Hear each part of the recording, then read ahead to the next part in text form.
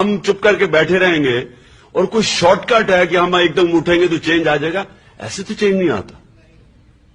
آپ سب کو یہ فیصلہ کرنا پڑے گا، آپ سب کو پولیٹیکل ہونا پڑے گا. مجھے یہ میں جب جاؤں نہیں جی میں سیاست میں نہیں، میں غیر سیاسی ہوں. میں جی غیر سیاسی تو جانور ہوتے ہیں.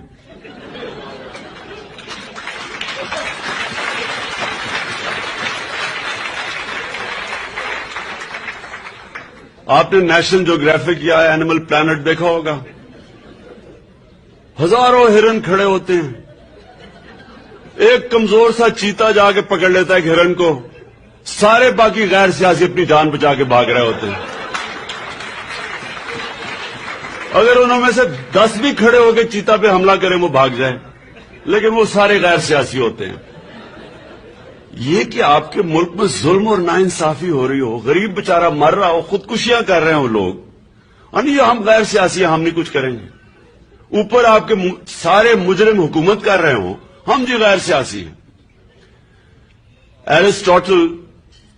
ایرسٹوٹل نے 2500 سال پہلے کہا، اس نے کہا اگر معاشرے میں ظلم اور ناانصافی ہوگی ہر شہری سیاست میں حصہ لے گا. پھر اس نے کوالیفائی کیا سوائے 2 طبقوں کے،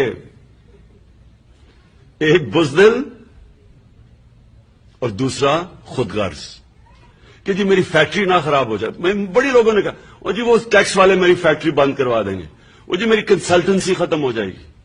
خود غرض اور بزدل، وہ دیکھیں جی وہ الطاف حسین ہے، وہ جی وہ چودھری ہیں، وہ فلانے شریف ہیں، وہ زرداری ہیں.